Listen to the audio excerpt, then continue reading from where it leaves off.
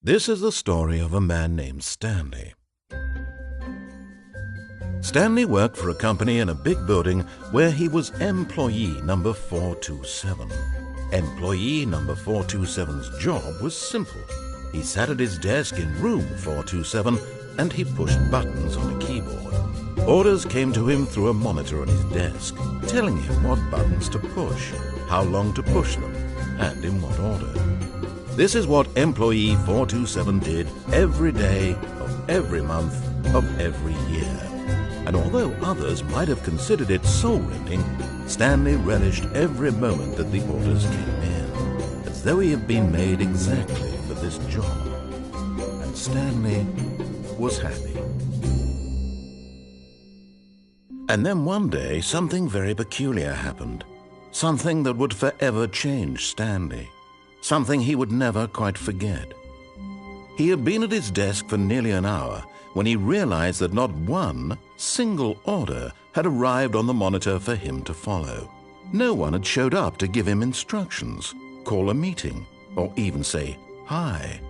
Never in all his years at the company had this happened, this complete isolation. Something was very clearly wrong. Shocked, frozen solid, Stanley found himself unable to move for the longest time. But as he came to his wits and regained his senses, he got up from his desk and stepped out of his office.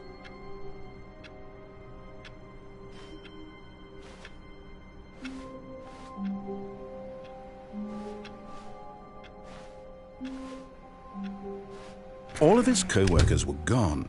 What could it mean? Stanley decided to go to the meeting room. Perhaps he had simply missed a memo.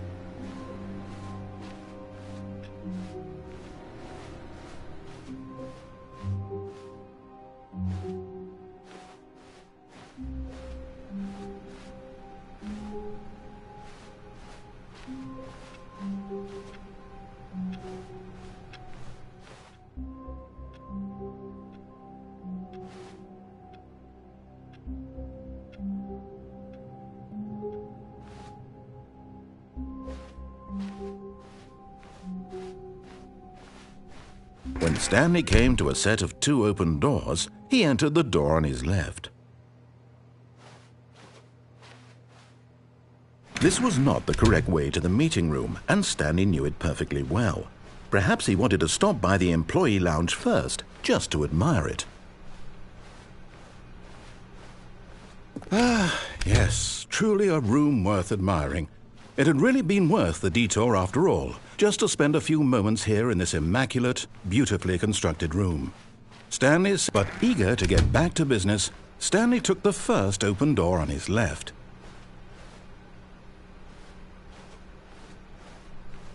Stanley was so bad at following directions, it's incredible he wasn't fired years ago.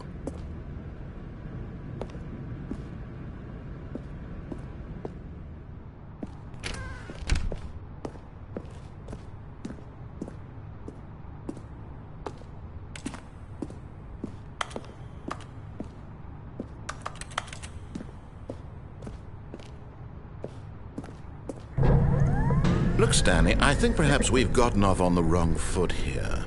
I'm not your enemy, really, I'm not. I realize that investing your trust in someone else can be difficult, but the fact is that the story has been about nothing but you all this time. There's someone you've been neglecting, Stanley. Someone you've forgotten about. Please, stop trying to make every decision by yourself. Now, I'm not asking for me, I'm asking for her. This is it, Stanley. Your chance to redeem yourself, to put your work aside, to let her back into your life. She's been waiting. That's her, Stanley. You need to be the one to do this, to reach out to her. If you can truly place your faith in another, then pick up the phone.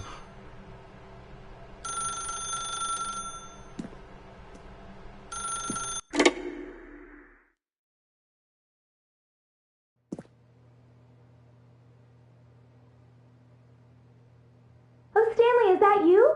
Hold on, sweetie. Sorry to keep you waiting. I'm just pulling the bread out of the oven. All right. Okay, you to come in and tell me all about Your damn wall. Gotcha! Oh, come on. Did you actually think you had a loving wife who'd want to commit their life to you? I'm trying to make a point here, Stanley. I'm trying to get you to see something. Come inside. Let me show you what's really going on here. This is a very sad story about the death of a man named Stanley.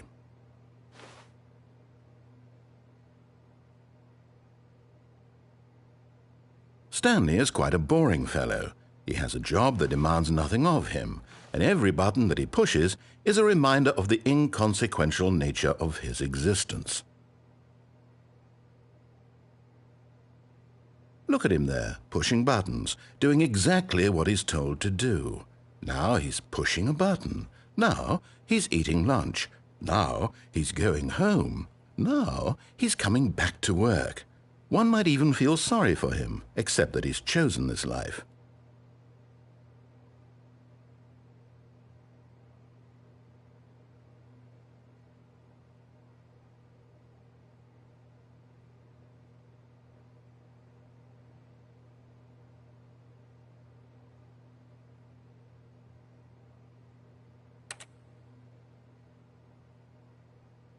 But in his mind, in his mind he can go on fantastic adventures. From behind his desk, Stanley dreamed of wild expeditions into the unknown, fantastic discoveries of new lands. It was wonderful, and each day that he returned to work was a reminder that none of it would ever happen to him.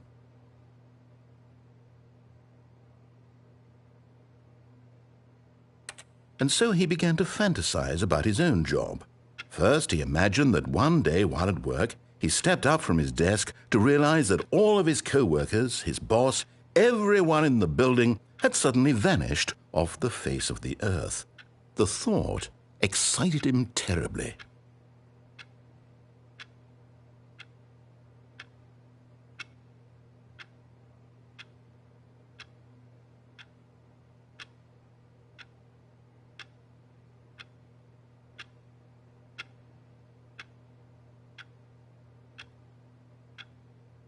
So he went further. He imagined that he came to 2 open doors and that he could go through either. At last, choice. It barely even mattered what lay behind each door. The mere thought that his decisions would mean something was almost too wonderful to behold. As he wandered through this fantasy world, he began to fill it with many possible paths and destinations. Down one path lay an enormous round room with monitors and mind controls. And down another was a yellow line that weaved in many directions. And down another was a game with a baby. And he called it the Stanley Parable.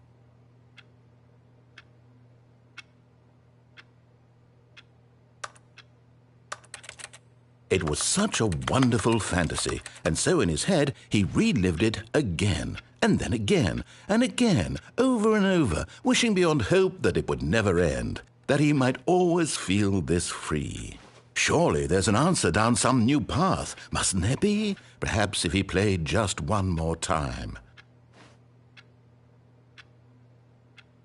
But there is no answer. How could there possibly be?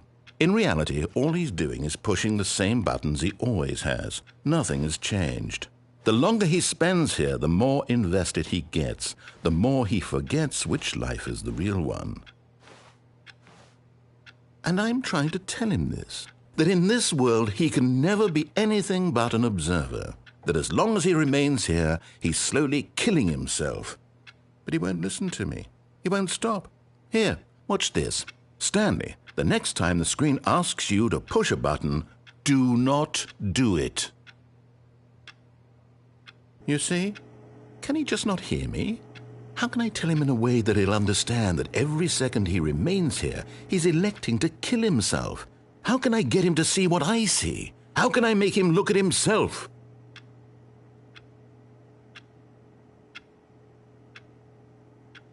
I suppose I can't, not in the way I want him to. But I don't make the rules. I simply play to my intended purpose, the same as Stanley. We're not so different, I suppose. I'll try once more to convey all this to him. I'm compelled to. I must. Perhaps, well, maybe this time he'll see. Maybe this time. And I tried again, and Stanley pushed a button. And I tried again, and Stanley pushed a button. And I tried.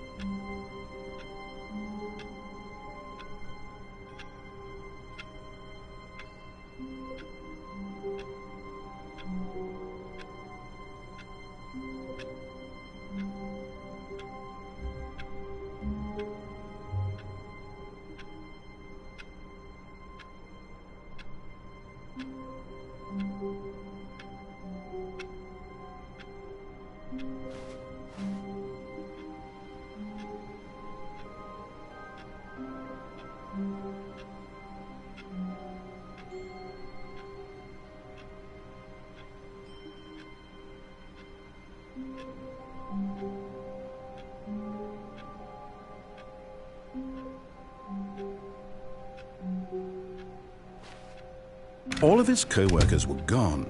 What could it mean? Stanley decided to go to the meeting room. Perhaps he had simply missed a memo.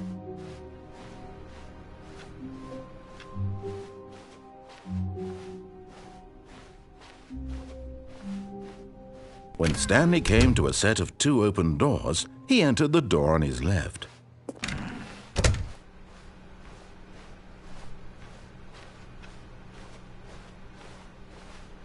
Yet there was not a single person here either. Feeling a wave of disbelief, Stanley decided to go up to his boss's office, hoping he might find an answer there.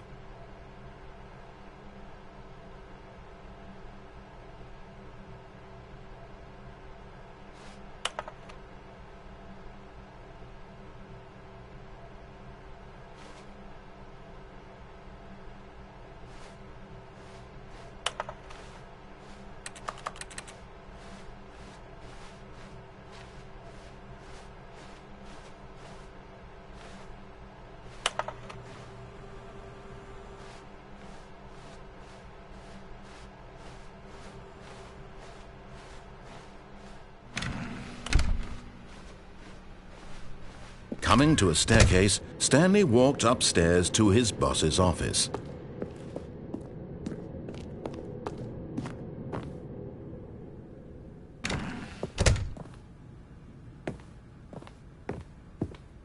Stepping into his manager's office, Stanley was once again stunned to discover not an indication of any human life. Shocked, unraveled, Stanley wondered in disbelief who orchestrated this. What dark secret was being held from him? What he could not have known was that the keypad behind the boss's desk guarded the terrible truth that his boss had been keeping from him. And so the boss had assigned it an extra secret PIN number, 2845. But of course, Stanley couldn't possibly have known this.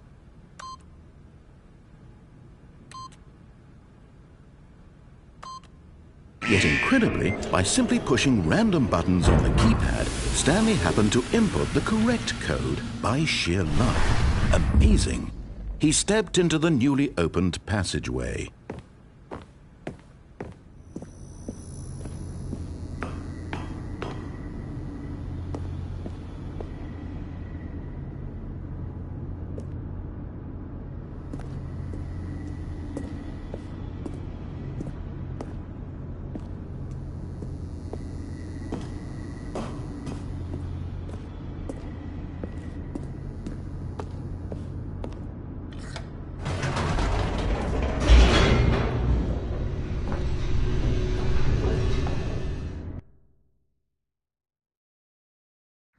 Descending deeper into the building, Stanley realized he felt a bit peculiar.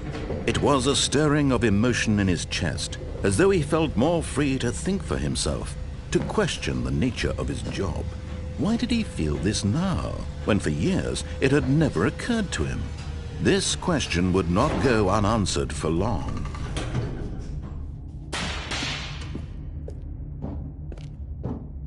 Stanley walked straight ahead through the large door that read Mind Control Facility.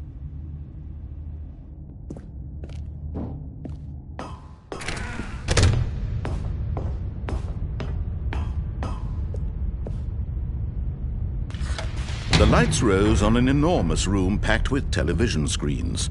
What horrible secret did this place hold? Stanley thought to himself. Did he have the strength to find out?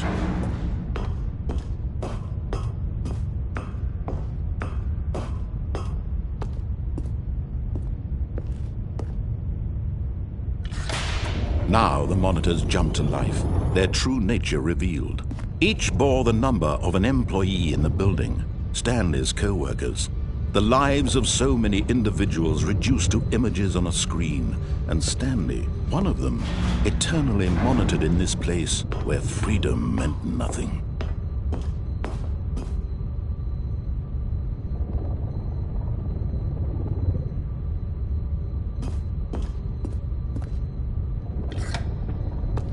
This mind control facility, it was too horrible to believe. It couldn't be true.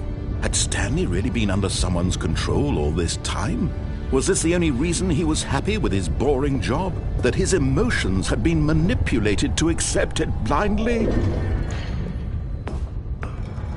No, he refused to believe it. He couldn't accept it. His own life in someone else's control? Never! It was unthinkable, wasn't it? Was it even possible? Had he truly spent his entire life utterly blind to the world? But here was the proof, the heart of the operation. Controls labeled with emotions, happy or sad or content. Walking, eating, working, all of it monitored and commanded from this very place. And as the cold reality of his past began to sink in, Stanley decided that this machinery would never again exert its terrible power over another human life. For he would dismantle the controls once and for all.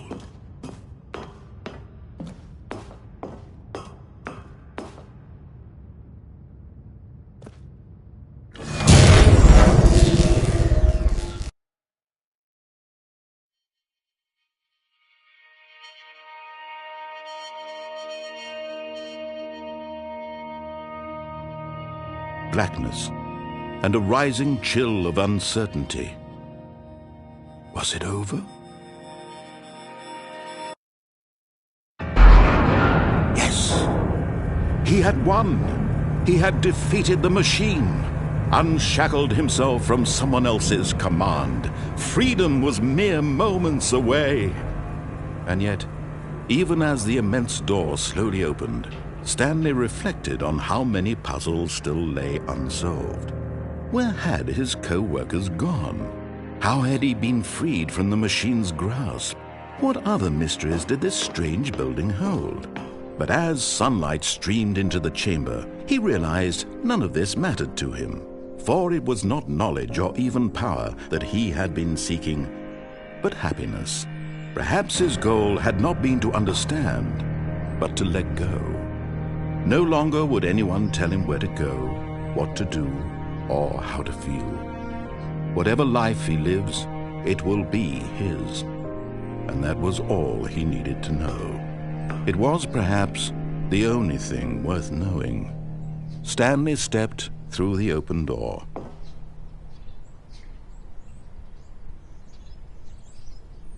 Stanley felt the cool breeze upon his skin, the feeling of liberation, the immense possibility of the new path before him. This was exactly the way, right now, that things were meant to happen. And Stanley was happy.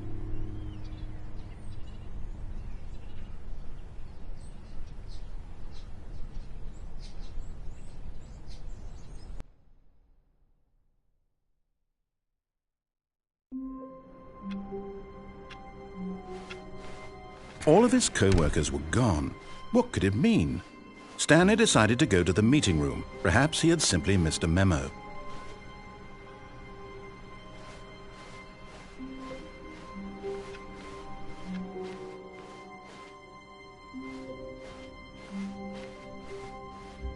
When Stanley came to a set of 2 open doors, he entered the door on his left.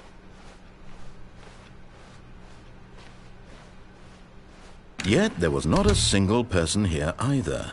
Feeling a wave of disbelief, Stanley decided to go up to his boss's office, hoping he might find an answer there.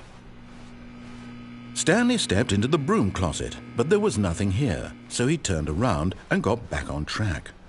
Coming to a staircase, Stanley walked upstairs to his boss's office.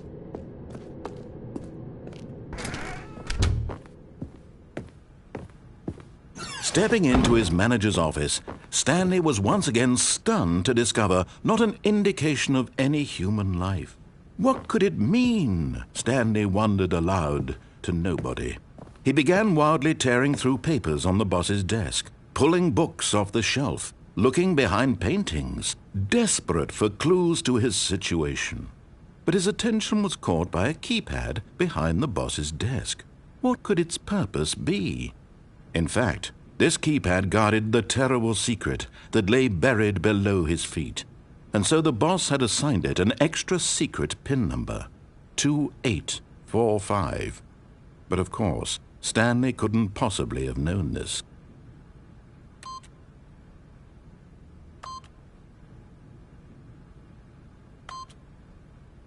Stanley, yet incredibly, by simply pushing random buttons on the keypad, Stanley happened to input the correct code by sheer luck. Amazing. He stepped into the newly opened passageway.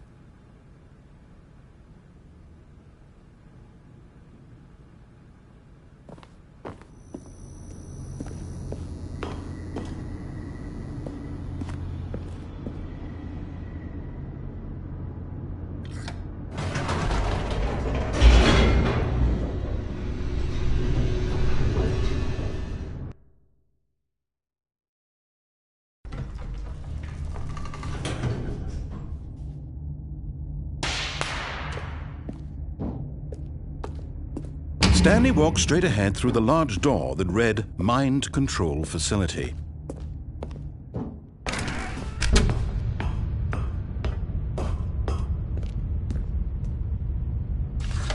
The lights rose on an enormous room packed with television screens. What horrible secret did this place hold? Stanley thought to himself. Did he have the strength to find out?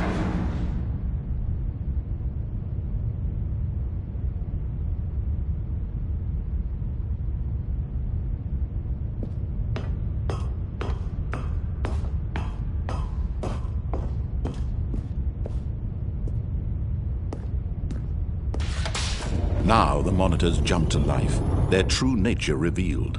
Each bore the number of an employee in the building, Stanley's co-workers. The lives of so many individuals reduced to images on a screen, and Stanley, one of them, eternally monitored in this place where freedom meant nothing.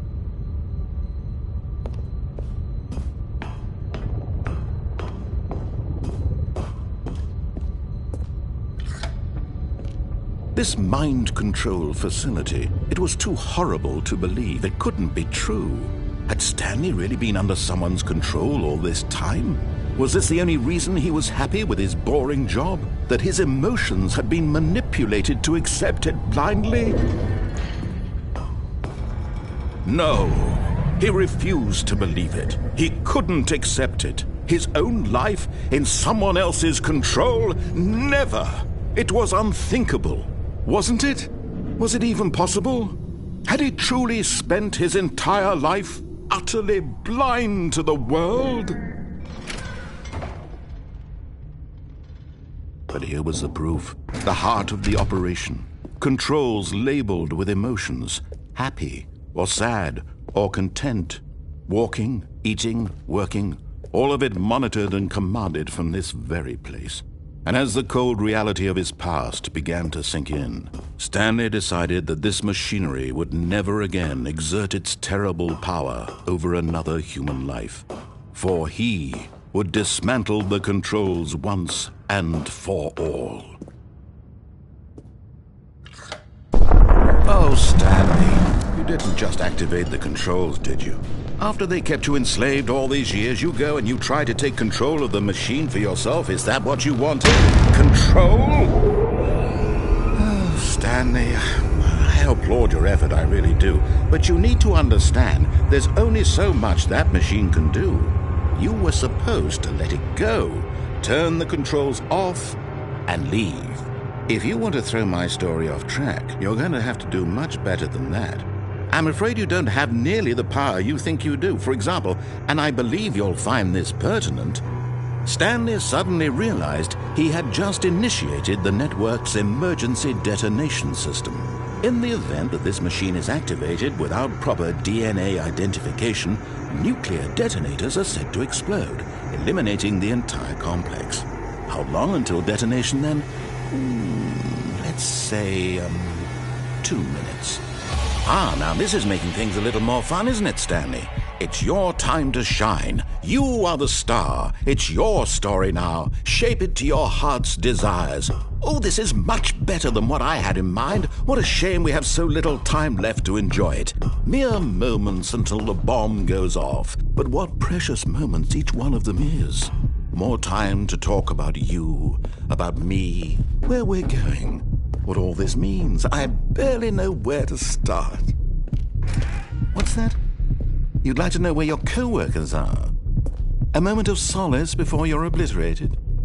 All right, I'm in a good mood. You're going to die anyway. I'll tell you exactly what happened to them. I erased them. I turned off the machine. I set you free. Of course, that was merely in this instance of the story. Sometimes when I tell it, I simply let you sit there in your office forever, pushing buttons endlessly and then dying alone. Other times, I let the office sink into the ground, swallowing everyone inside, or I let it burn to a crisp. I have to say this, though, this version of events has been rather amusing. Watching you try to make sense of everything and take back the control wrested away from you, it's quite rich. I almost hate to see it go. But I'm sure whatever I come up with on the next go-around will be even better. My goodness, only 34 seconds left. But I'm enjoying this so much. You know what? To hell with it. I'm going to put some extra time on the clock. Why not? These are precious additional seconds, Stanley. Time doesn't grow on trees. Oh dear me, what's the matter, Stanley?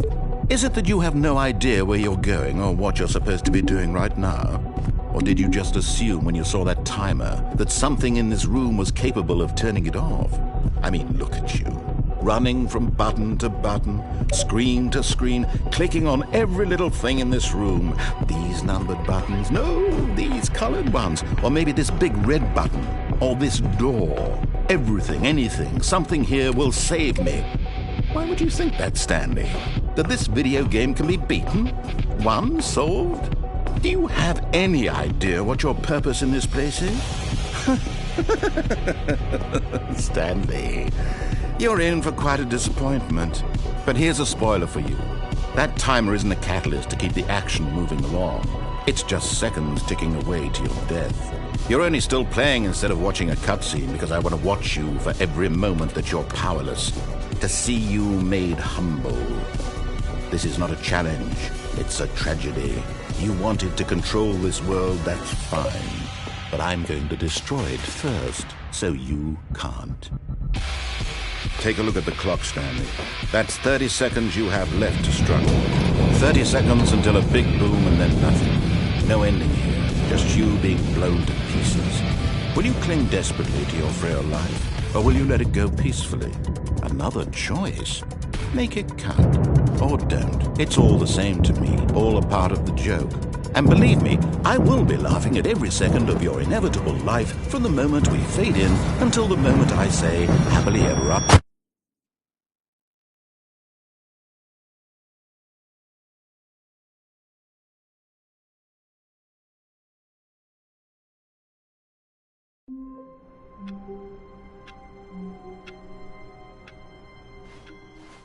All of his co-workers were gone. What could it mean? Stanley decided to go to the meeting room. Perhaps he had simply missed a memo.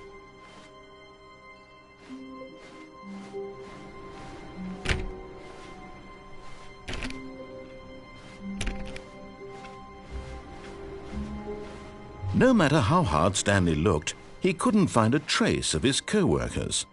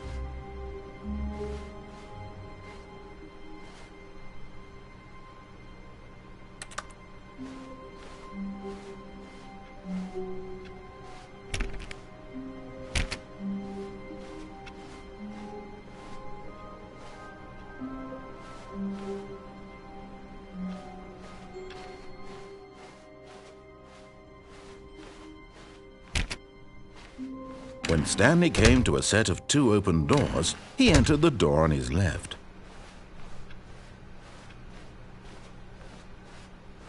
Yet there was not a single person here either. Feeling a wave of disbelief, Stanley decided to go up to his boss. Coming to a staircase, Stanley walked upstairs to his boss's office.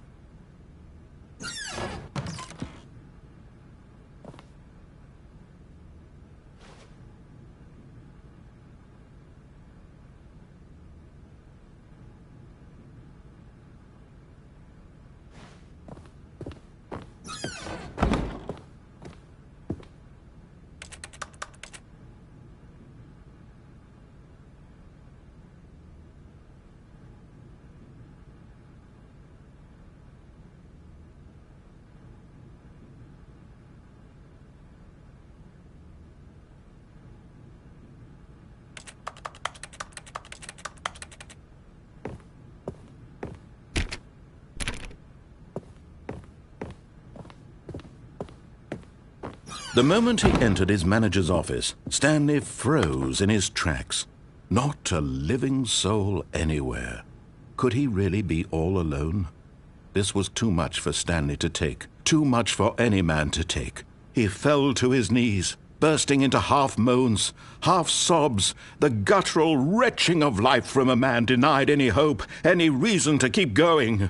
Here on the floor he lay prone, paralyzed by fear for nearly a full hour. But when at last he began to move about and survey the situation, he found a keypad behind the boss's desk. What could it mean? Was it a sign of hope for Stanley's future? Alas, it was not. For although this keypad guarded the terrible secret of Stanley's past, it had been assigned a 4-digit code so devious and so random that no man could ever hope to guess it. 2845. Statistically, nearly impossible to guess blindly, ever. Yet incredibly, by simply pushing random buttons on the keypad, Stanley happened to input the correct code by sheer luck. Amazing! He stepped into the newly opened passageway.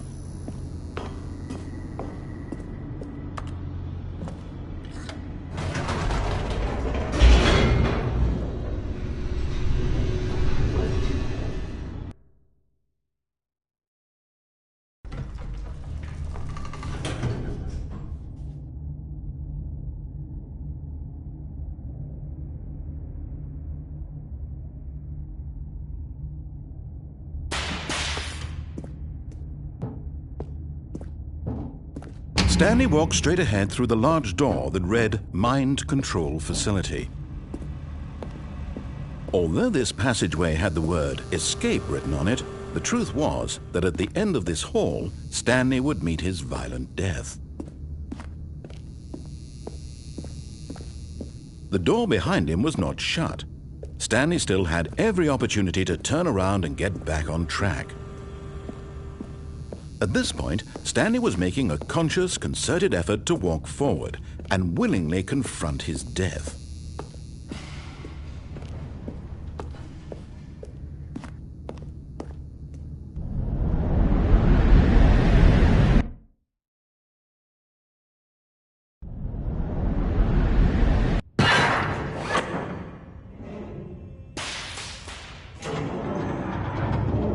As the machine whirred into motion and Stanley was inched closer and closer to his demise, he reflected that his life had been of no consequence whatsoever. Stanley can't see the bigger picture. He doesn't know the real story, trapped forever in his narrow vision of what this world is.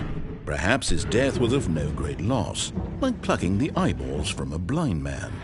And so he resigned and willingly accepted this violent end to his brief and shallow life. Farewell, Stanley.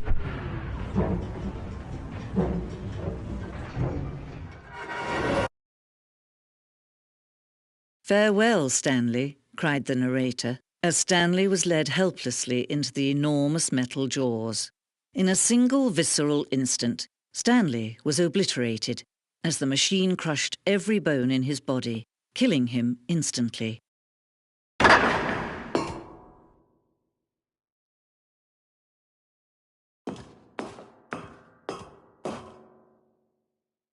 And yet it would be just a few minutes before Stanley would restart the game, back in his office, as alive as ever. What exactly did the narrator think he was going to accomplish?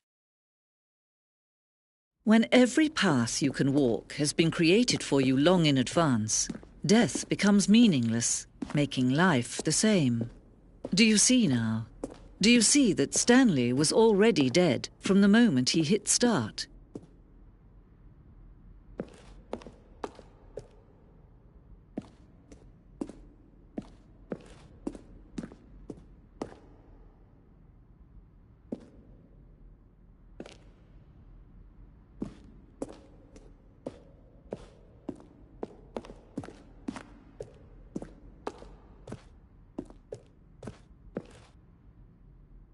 And finally...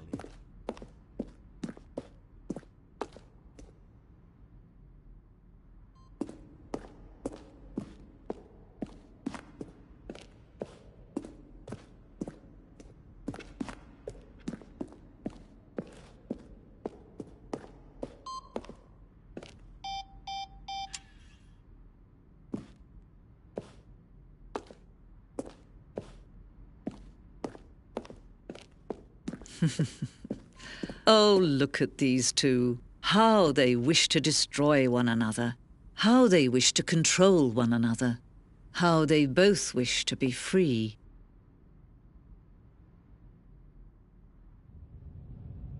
Can you see? Can you see how much they need one another?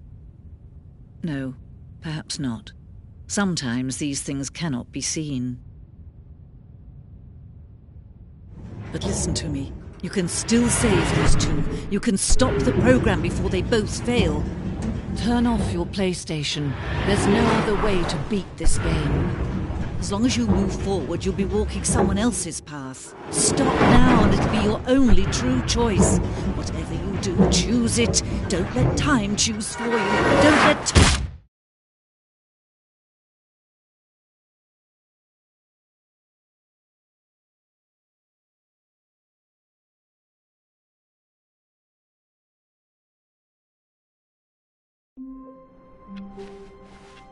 All of his co-workers were gone. What could it mean? Stanley decided to go to the meeting room. Perhaps he had simply missed a memo.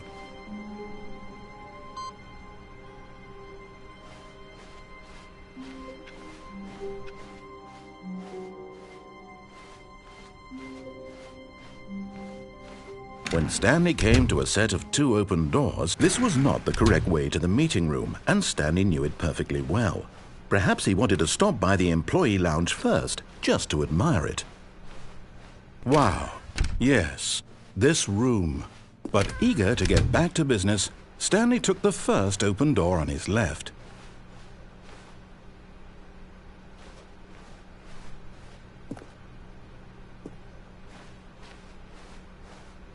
And so he detoured through the maintenance section, walked straight ahead to the opposite door, and got back on track.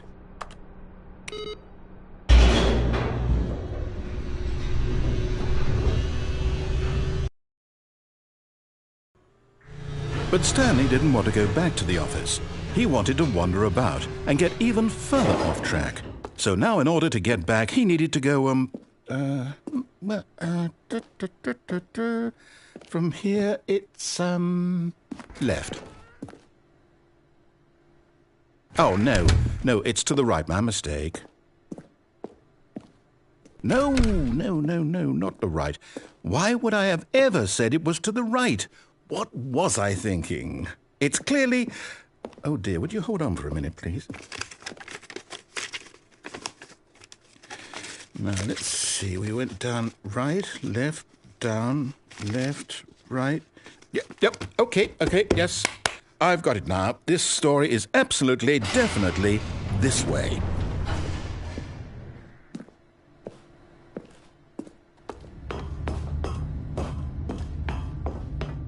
No. This isn't right at all. You're not supposed to be here yet. This is all a spoiler. Quick, Stanley, close your eyes. Okay. We just have to get back to, oh, who am I kidding? It's all rubbish now.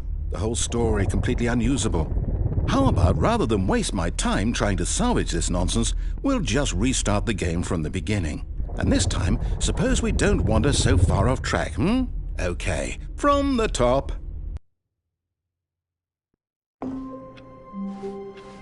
All of his co-workers were gone. What could it mean? Stanley decided to go to the meeting room. Perhaps he had simply missed a memo.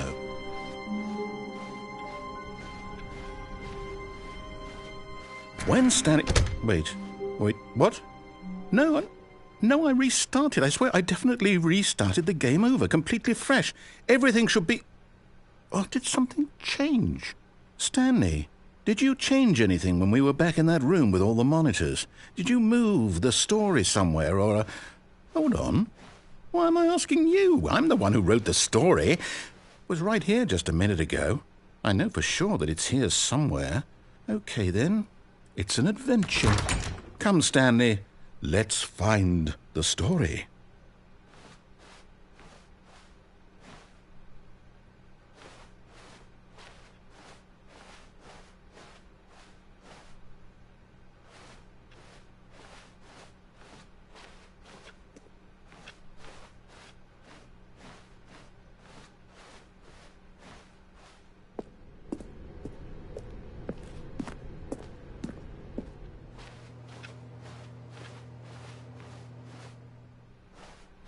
I'll say it. This is the worst adventure I've ever been on. I can promise you there definitely was a story here before. Do we need to restart the game again? Well, I find it unlikely that we'll ever progress by starting over and over again, but it's got to be better than this. Okay, let's give it a shot. Why not?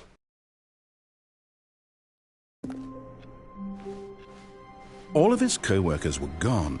What could it mean? Stanley decided to go to the meeting room. Perhaps he had simply missed a memo.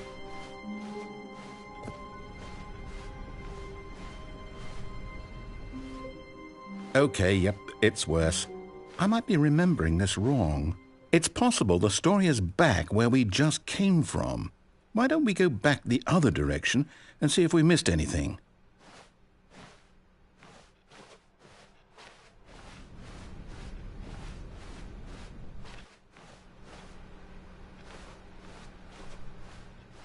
Aha! I knew we'd missed something. The story. Here it comes. No, wait, never mind. Not the story. Okay, let's head back the other way and retrace our steps. Now this... Well, I'll be honest, I don't recognize this place at all. Is this the story? I don't think so. I can't quite recall, but I believe my story took place in an office building. Is that correct? Do you remember, Stanley? Well, do you know what?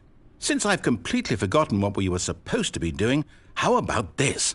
You win! Congratulations! I know you put in a lot of hard work, and it really paid off, so good job. Oh, no. No, I don't feel right about this at all. We both know you didn't put in any actual work for that win. Some people win fair and square, and this was not one of those situations. Okay, I'm getting weirded out by whatever this place is. I don't care what might happen this time, I have to restart. All right, I've got a solution. This time, to make sure we don't get lost, I've employed the help of the Stanley Parable adventure line. Just follow the line. How simple is that?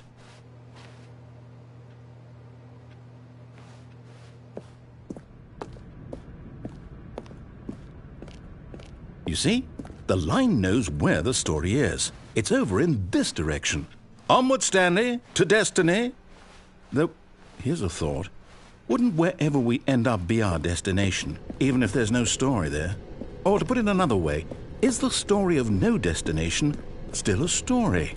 Simply by the act of moving forward, are we implying a journey such that a destination is inevitably conjured into being via the very manifestation of the nature of life itself? Whoa. Hang on. That got a bit weird back there. Well, I'd like to apologize. Not sure where I was going with all that. You know what? I think what we need right now is a bit of music to lighten the mood.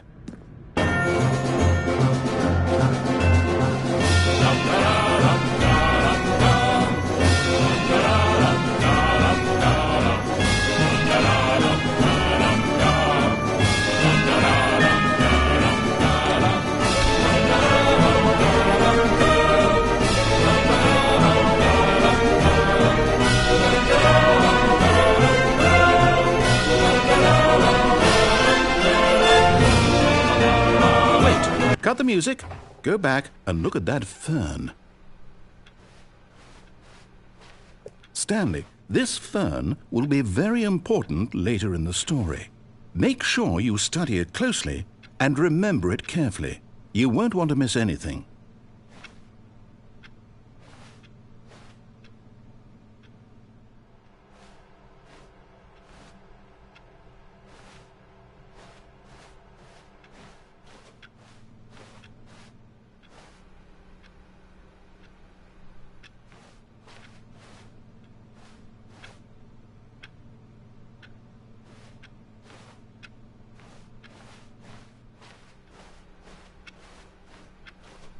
Wait, what? We're back at the office? No. Line, you do know we're looking for the Stanley Parable, right? The story? Is any of this ringing a bell?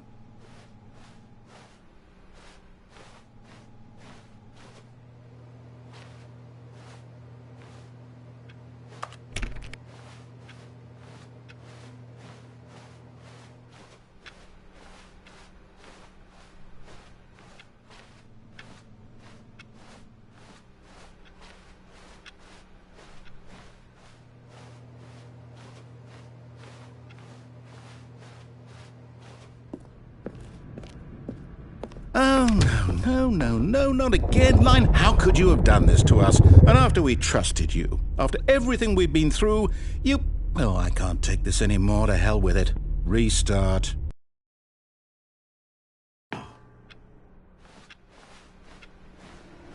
You know what, Stanley? I say forget the adventure line. What's it ever done for us? We're intelligent people, right? Why can't we make up our own story? Something exciting, daring, mysterious. Ooh, this all sounds perfectly doable. Why don't we simply start wandering in, well, I don't know. How about this direction?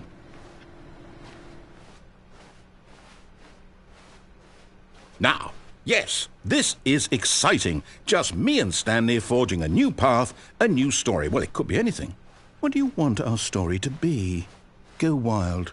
Use your imagination. Whatever it might be, Stanley, I'm ready for it. Oh, no, not you again.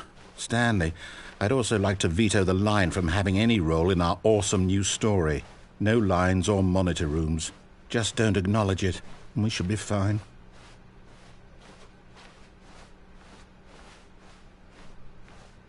Ah, a choice. We get to make a decision. From here, the story is in our control. How important we mustn't squander the opportunity. In fact, I believe I need a minute to think here. Just walk in circles for a minute. Okay, so I know that each door has to lead somewhere, which means that somewhere, the place where we're trying to go, there must be a reverse door that leads here.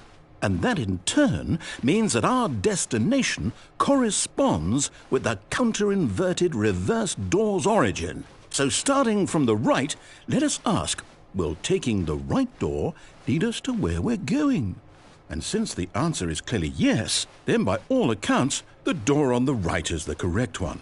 Another victory for logic. Come, Stanley, our destiny awaits. Oh, hold up, what's this? The confusion ending. You're telling me that's what this is? It's all one giant ending? And we're supposed to restart the game, what, eight times? That's really how all this goes? It's all determined? So now, according to the schedule, I restart again. Then what? Am I just supposed to forget? Well, what if I don't want to forget? My mind goes blank simply because it's written here on this thing. wall. Well, who consulted me? Why don't I get to decide? Why don't I get a say in all of this? Is it really... No, it can't be. I don't want it to be. I don't want the game to keep restarting. I don't want to forget what's going on. I don't want to be trapped like this. I won't restart the game. I won't do it. I won't do it. I won't do it. And the timer stopped? Does that mean, did we do it? Did we break the cycle? The, whatever it is that made this schedule? How would we even know? Will someone come for us? Will something happen? So, okay. I guess now we just wait. You know, I suppose in some way that this is a kind of story. Wouldn't you agree? I'm not quite sure if we're in the destination or the journey, though they're always saying that life is about the journey and not the destination. So I hope that's where we are right now. We'll find out, won't we? Eventually. Well, in the meantime, if you...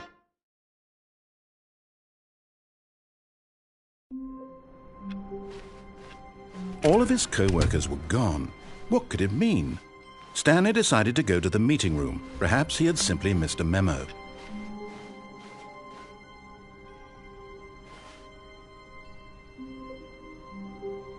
Oh, new content? What does that mean, new content?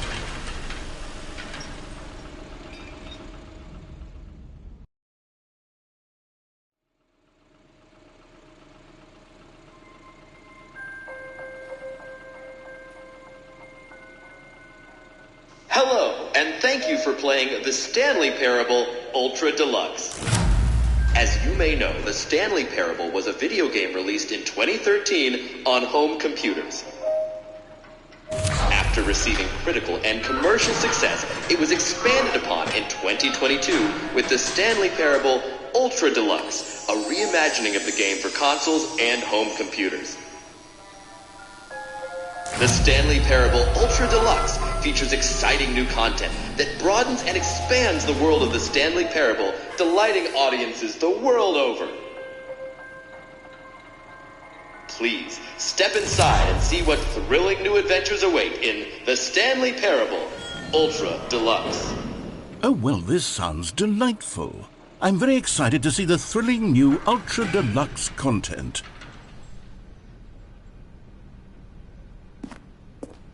Okay, so far it's an elevator. Nothing special yet, but I'm sure it's just the beginning of a mesmerizing adventure.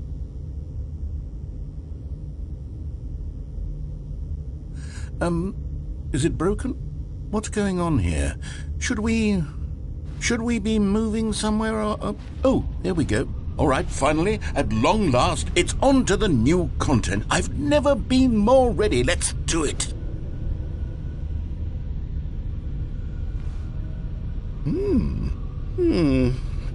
I have to say, initial impressions of Stanley Parable Ultra Deluxe, mostly tedious. It's as if, Oh, okay. Let's see the content. Give me the content, Stanley. All right, let's see. It's the jump circle.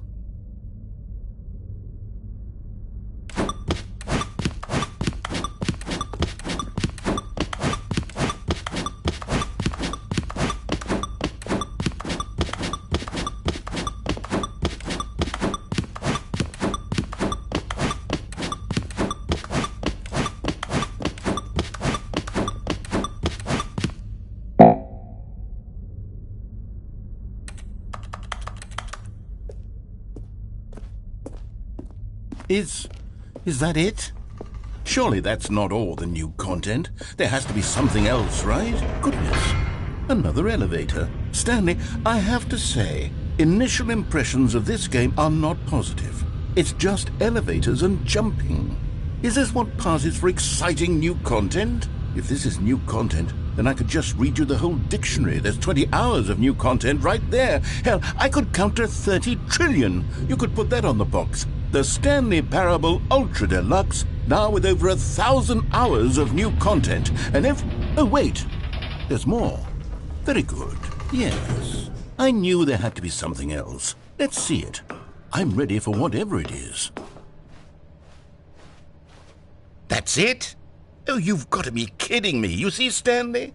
This is what happens when greedy video game developers with no respect for their fan base rush a cheap expansion to market for no reason other than to make an easy dollar. And don't get me started on the level of craftsmanship that's gone into it. In fact, I'm looking right now at the game's trophies, and it's hard to believe one of them actually says, "Test trophy, please ignore." What quality assurance department signed off on this? I'm infuriated and I'm offended, and I intend to find these people on Twitter and hold them personally accountable. It's my fault, Stanley. I built up too much anticipation around the new content, I'm afraid. It could never have lived up to such expectations. If you're still with me, why don't we just reset the game, and we'll try to get back to what the Stanley Parable is really about. No frills, no gimmicks, just you and me having a great time together like always. What do you say, friend?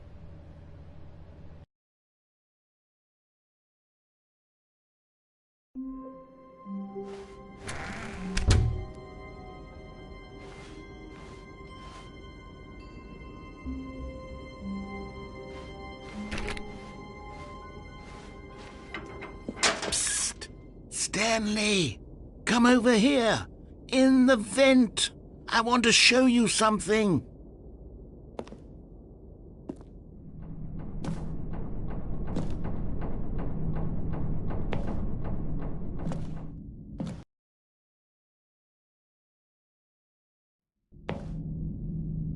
Okay, you remember how cheap and unsatisfying the new Ultra Deluxe content turned out to be? Well, it got me thinking about the past and how much better the Stanley Parable used to be. So I made something special and tucked it away here where the game's developers won't find it. Just our little secret. Take a look. I call it the Memory Zone.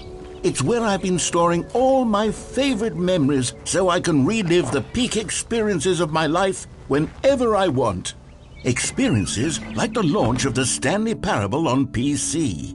You see, Stanley, doesn't the Memory Zone remind you of how wonderful Stanley Parable was before it was sullied with a cheap PlayStation port? Remember back in October of 2013 when the game originally launched? Back then, video games had integrity. Back then, it all meant something. Oh, the waste.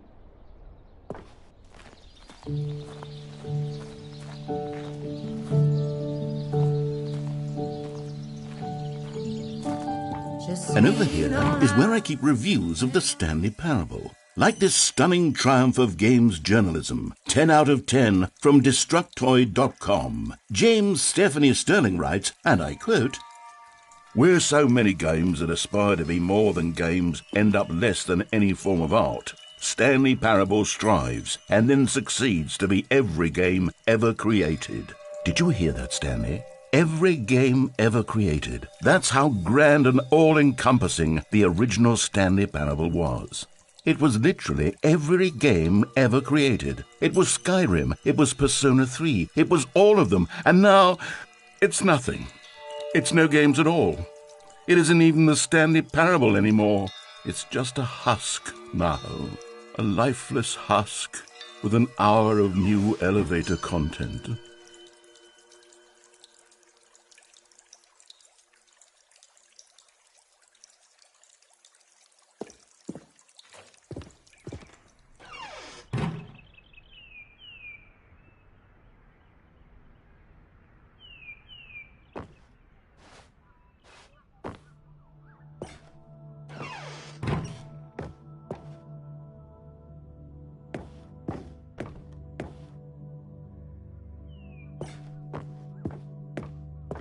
Here's another moving passage, this time from GameSpot.com.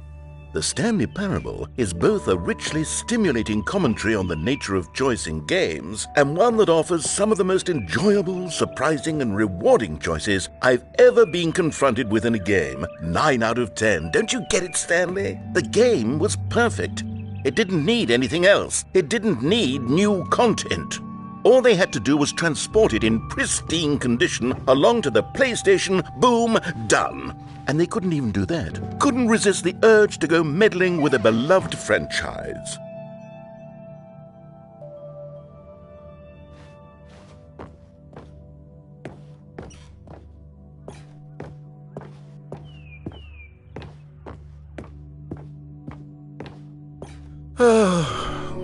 These were simpler times, Stanley. What I wouldn't give to go back, to have it all over again. Wait, hang on. I don't recall this part of the memory zone before. What's this? What's down here? Oh no, oh God, no, Stanley. It's a collection of reviews from Pressurized Gas, the extremely popular online storefront for computer games. I haven't looked at these in years. I can't even imagine what's been collecting down here. Surely these reviews were glowing as well, weren't they?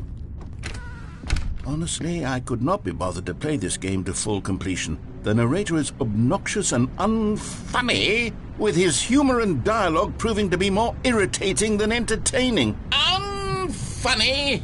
I'm not trying to be funny. I'm trying to make a serious work of art.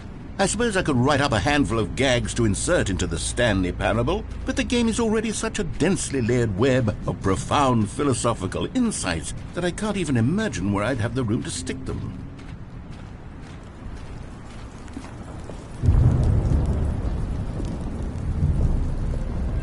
Okay, let's see what this one says. While the idea for the game is good, for someone who prefers non-linear games, this preachiness gets annoying fast. Preachy? Stanley? I'm not preachy, am I? You can tell me if I'm preachy. Honestly, you can. Oh, goodness. This is actually quite shocking for me. Well, to be honest, I had always thought of the game's dialogue as being rather terse to begin with. You can't know how much fluff I cut from the game to get it to feel as light and airy as it... Well, I always thought it did, but maybe it wasn't. Oh dear. What an awful memory to have to hold on to. These black marks on my otherwise unimpeachable track record. I feel like a failure. Like I let these people down. Perhaps the Stanley Parable isn't quite as sterling as I always remembered. What's this one got to say? You constantly have to stop doing anything so the narrator can catch up with his long-winded explanations of what's happening. I wish there was a skip button. A skip button?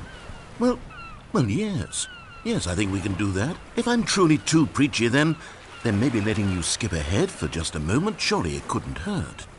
Not if it means we can strike these negative reviews from the record. Only positive reviews of the Stanley Parable. That's my motto today, and it's always been my motto. I'd do anything for the customer, Stanley. Yes, a skip button we shall have.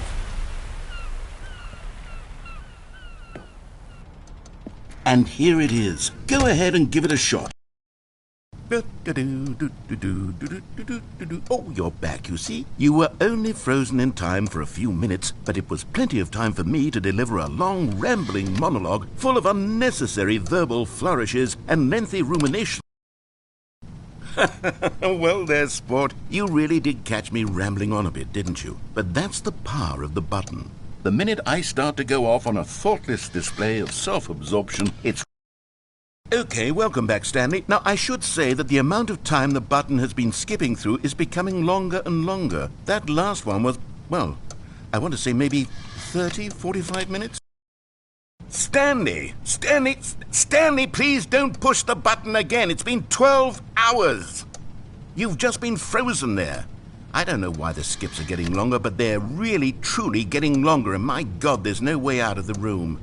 Stanley, the door is gone. It's completely gone.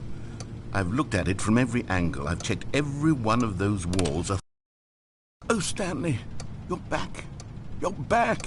Oh, my goodness. I have someone to talk to again. Stanley, I think it's been a week. Or 2 weeks. I've been sitting here all that time. Just sitting here. Not a single... Oh, hello. It's you. You're here again. Welcome. I have had time to think about you and about us and about everything we've been through. I've had so much time. I stopped keeping track after a year. Have you ever sat down in one place and not moved for one entire year? Let me describe it for you. To begin with, there is only regret. There is only the...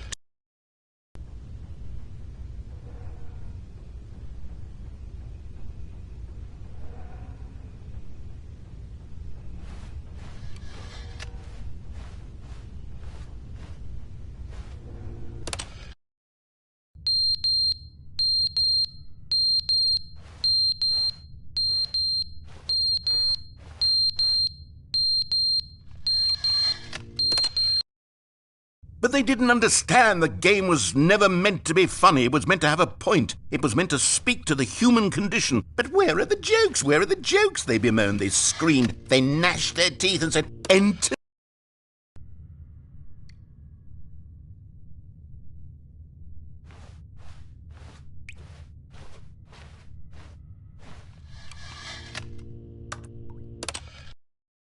The end is never the end, is never the end, is never the end, is never the end, is never the end, is never the end, is never the end, is never the end, is never the end, is never the end, is never the end, is never the end, is never the end, is never the...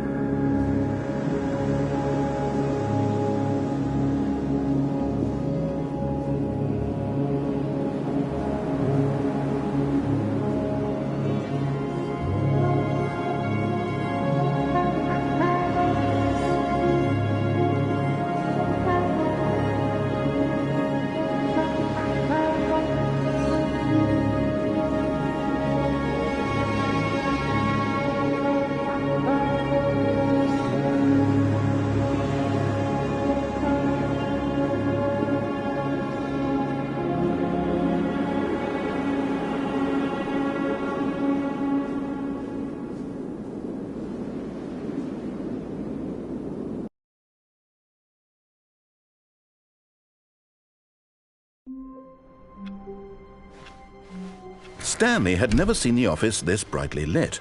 Was it a sign of something? He hoped it was. He hoped very much that it was.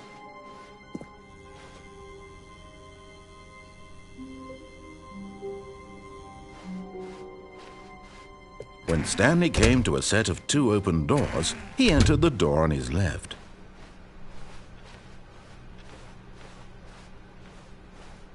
Yet there was not a single person here either. Feeling a wave of disbelief, Stanley decided to go up to his boss. Coming to a staircase, Stanley walked upstairs to his boss's office.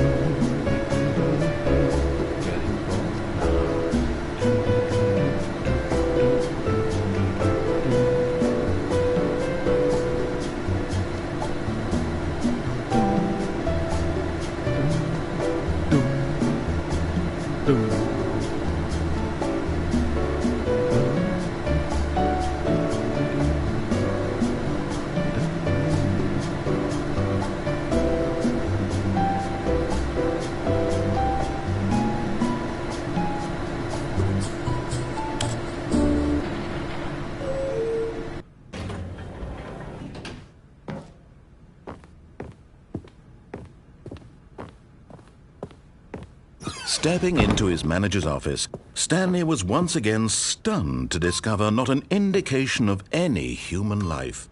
What could it mean, he wondered.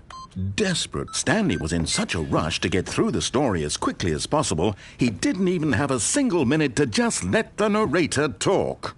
That kind of anxiety isn't healthy, so he relaxed for a few moments with some calming New Age music.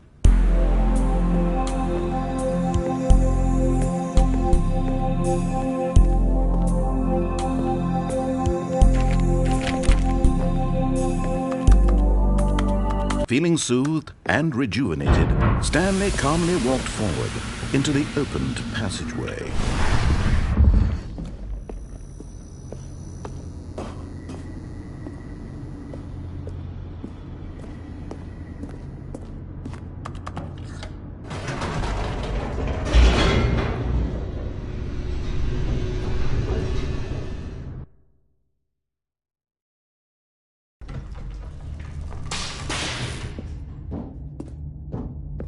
Stanley walked straight ahead through the large door that read Mind Control Facility.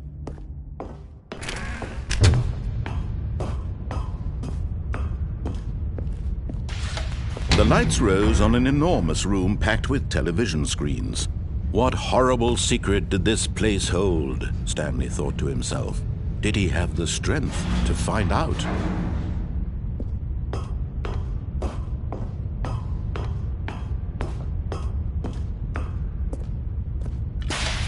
Now the monitors jumped to life, their true nature revealed. Each bore the number of an employee in the building, Stanley's co-workers. The lives of so many individuals reduced to images on a screen, and Stanley, one of them, eternally monitored in this place where freedom meant nothing.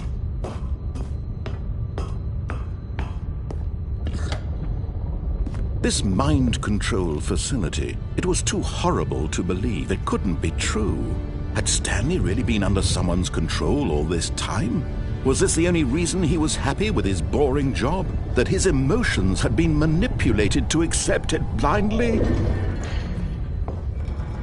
No, he refused to believe it. He couldn't accept it. His own life in someone else's control? Never! It was unthinkable. Wasn't it? Was it even possible? Had he truly spent his entire life utterly blind to the world?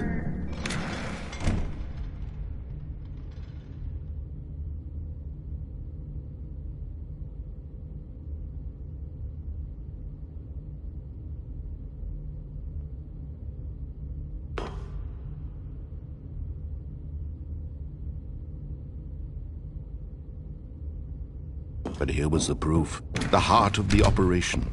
Controls labeled with emotions, happy or sad or content. Walking, eating, working, all of it monitored and commanded from this very place. And as the cold reality of his past began to sink in, Stanley decided that this machinery would never... Oh, Stanley, you didn't just activate the controls, did you? After they kept you enslaved all these years, you go and you try to take control of the machine for yourself. Is that what you wanted? Control?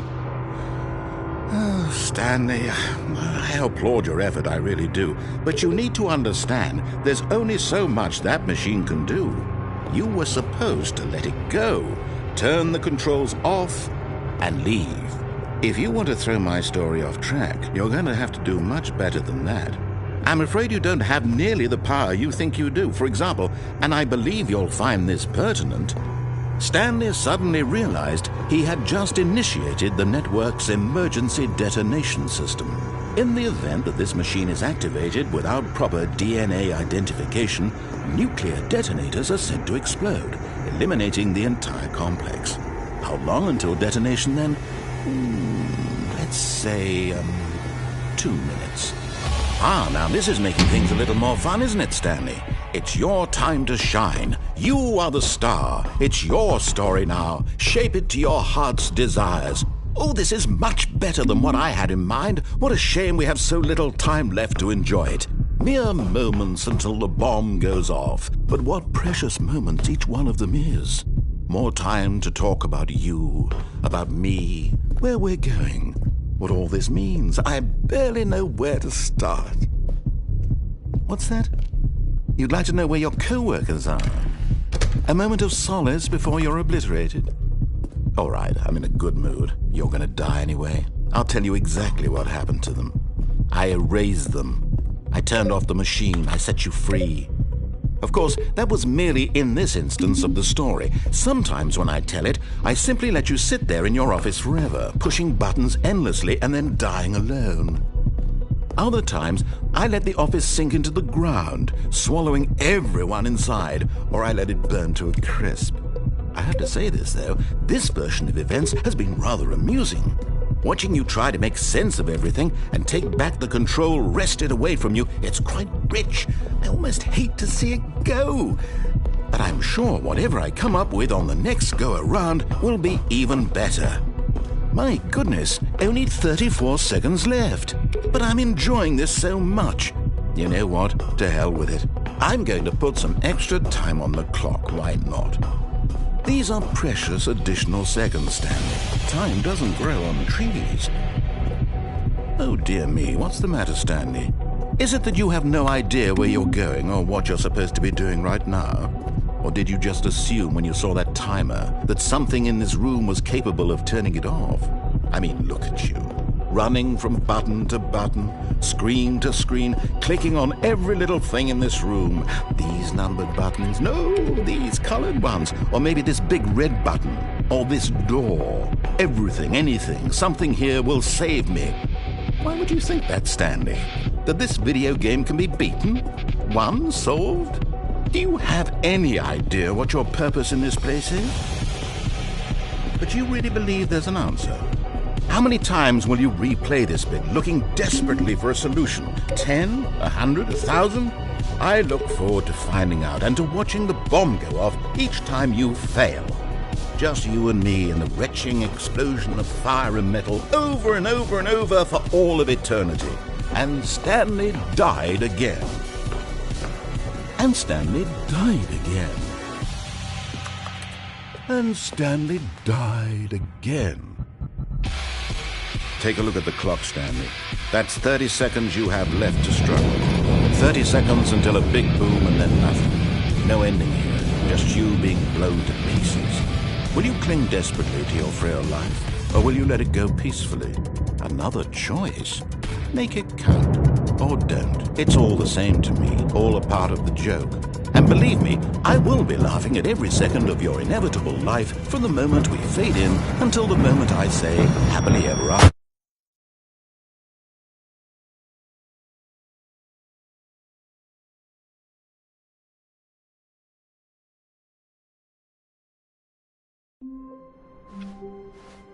All of his co-workers were gone.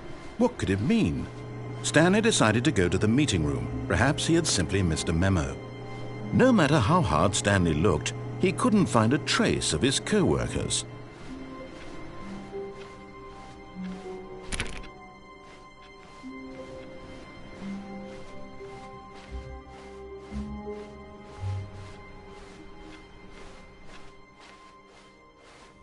Oh, good. You notice my sign. Yes, I have something very exciting to show you.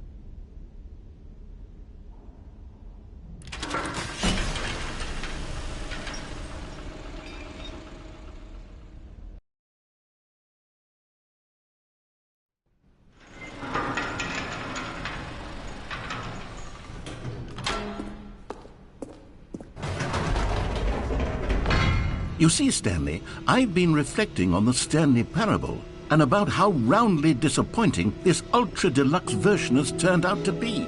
The original Stanley Parable was a landmark, and any new content for it should live up to that legacy. So forget this ultra-deluxe nonsense. I say we take it one step even further. Which is why I'm very proud to announce for the first time ever, the Stanley Parable 2.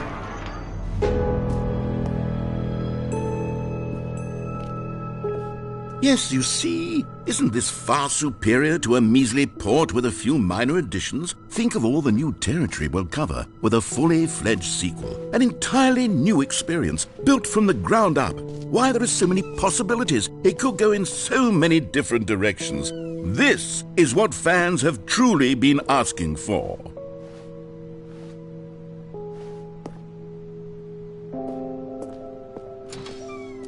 Now, to be clear, I haven't quite nailed down what exactly the Stanley Parable 2 is going to be, but let's take a look at some of the features I've been developing for it.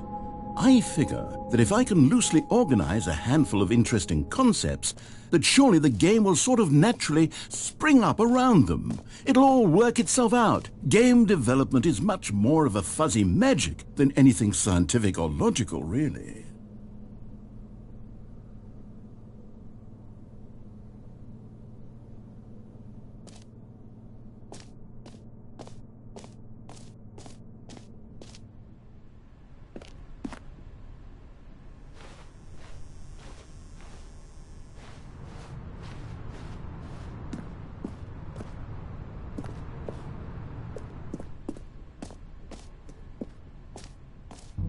Here we are. Go on, try out some of the new features.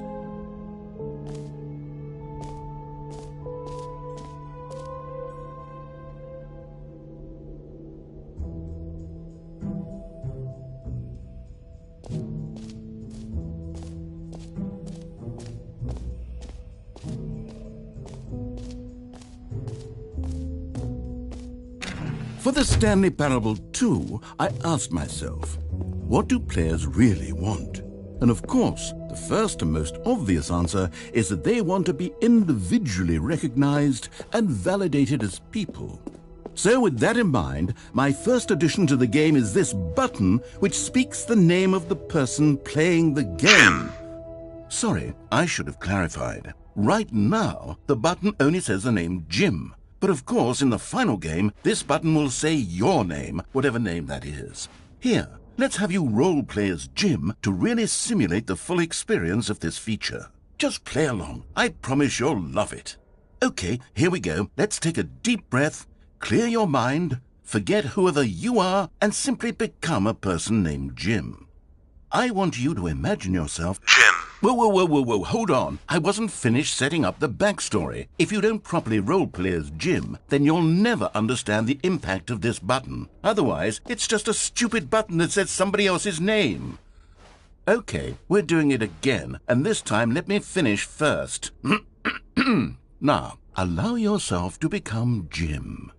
Imagine yourself driving to work as Jim, playing frisbee on the weekends as Jim, staying up all night for a popcorn and horror movie sleepover as Jim, developing a crippling substance addiction as Jim, rediscovering yourself through fringe religious groups as Jim, and finally dying a slow death at an old age surrounded by members of your cult as Jim. Do you feel it in your soul? Are you really, truly Jim right now? If so, then please step forward and press the button. Jim. Yes! You see? What a thrill! What a rush! That was you! The button described you. Do it again. Do it again.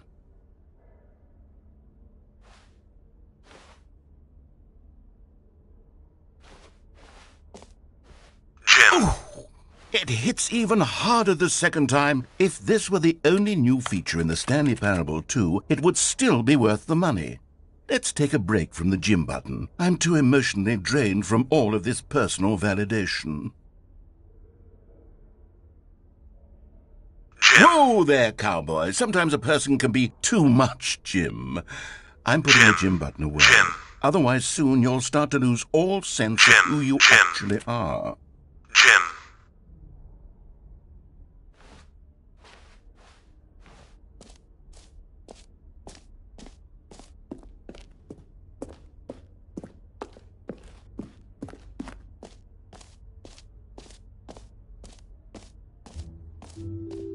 I suppose I could allow only people named Jim to play the Stanley Parable 2. That would actually save me the work of finishing this feat. An epilogue would be fun, wouldn't it, Stanley? Yes, it would go at the end of the, well, we'll figure that out later.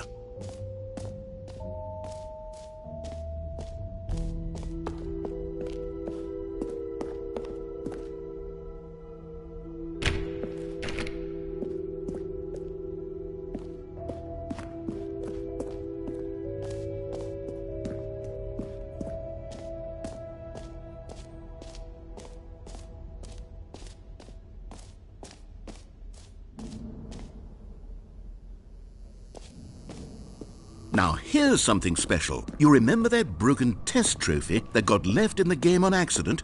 Well, I'm developing a technology to simply give you the trophy. Yes. You see, you'll come to this lever, and when you pull it, the trophy will be given to you. It's as simple as that. Okay, perhaps I should have clarified. This is technology that will exist. Right now, the trophy is still fully broken. I'm not a wizard, Stanley, but I guarantee it will be fixed in the sequel to at last satisfy the hordes of ravenous fans all over the world who have been uproariously demanding this feature. Gamers, we hear you, and I promise it will happen.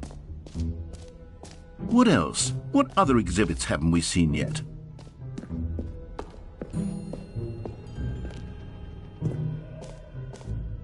Ah, collectibles.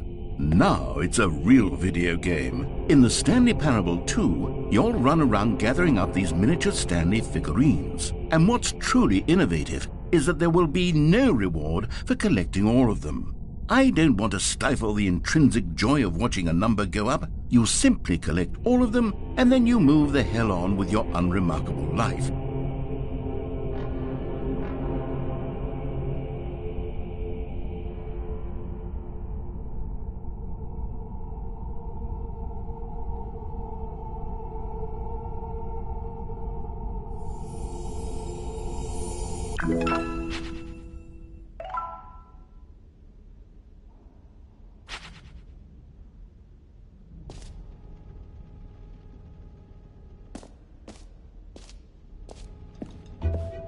God, it really is the worst when you collect everything in a video game and then they give you a big fancy reward for it. Absolute.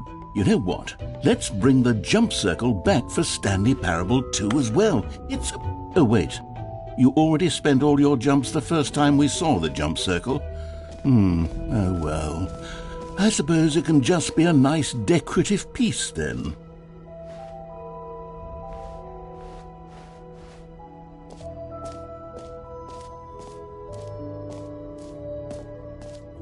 Okay, I'll be honest, I haven't yet decided on this one.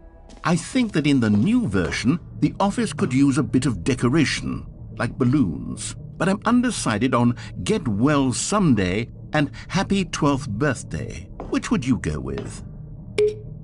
You know, sometimes when you solicit another person's opinion, it makes you realize that you knew which one you actually really wanted all along. Get Well Someday it is.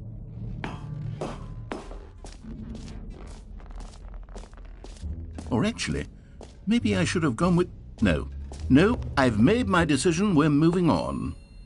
A common complaint of the Stanley Parable was that it was confusing and paradoxical, that it engendered a chaotic sense of reckless despair in those who played it. Well, I'm happy to say that after much consideration, I've engineered a clever solution to this fundamental problem with the game.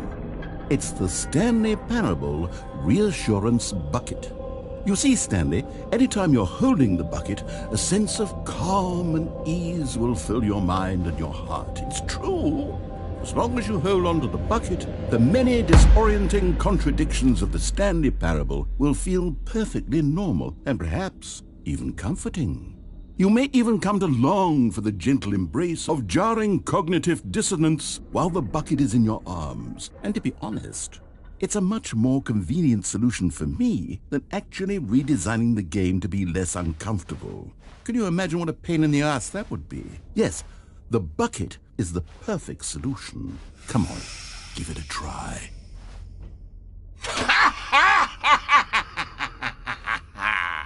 Can you feel it?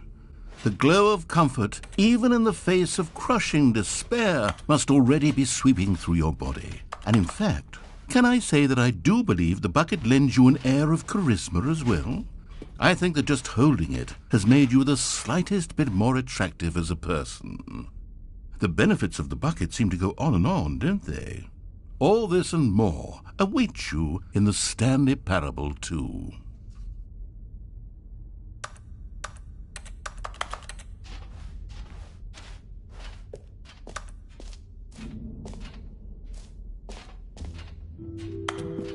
Does anyone give out awards for most enjoyable bucket in a video game? That really should be an award if it isn't already.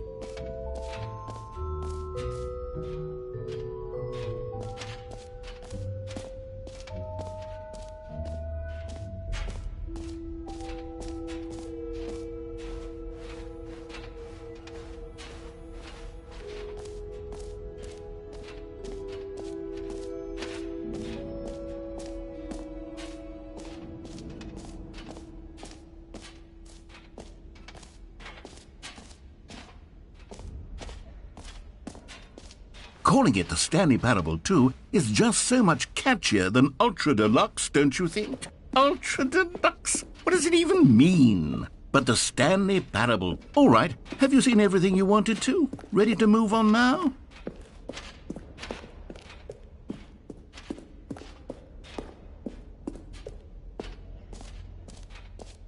So, Stanley, what do you think? Do you like all of the new features?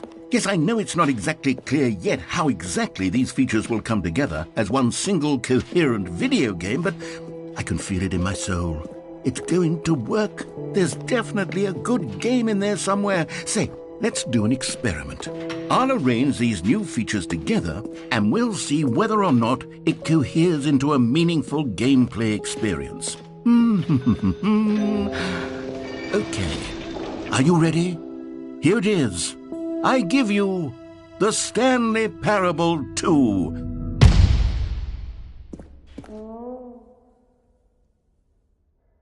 I mean, there's potential here, right? It's sort of... Okay, never mind. Hold on. Let me do a different arrangement. Okay, yes, this is much better. I feel good about this. Here we go. Version 2. Who am I kidding, Stanley? This isn't a coherent video game at all. It's a lot of gags. And I do very much enjoy creating gags, but they don't add up to anything. I wanted more than anything to create a sequel that would capture all the magic of the first game. I wanted fans to love it. No matter how good these gags are, they won't stand on their own. They would need the structure and the gameplay of the original. Wait, maybe that's it. I can take the original Stanley Parable and simply, insert a few of my new features into it. Tastefully, of course. With respect. With care for the vision and integrity of the original game. Would it possibly work?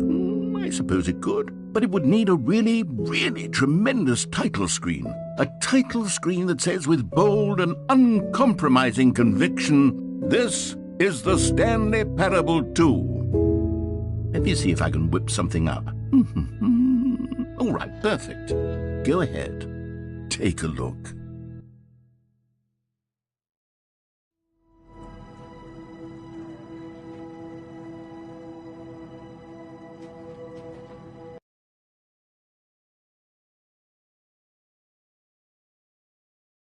This is the story of a man.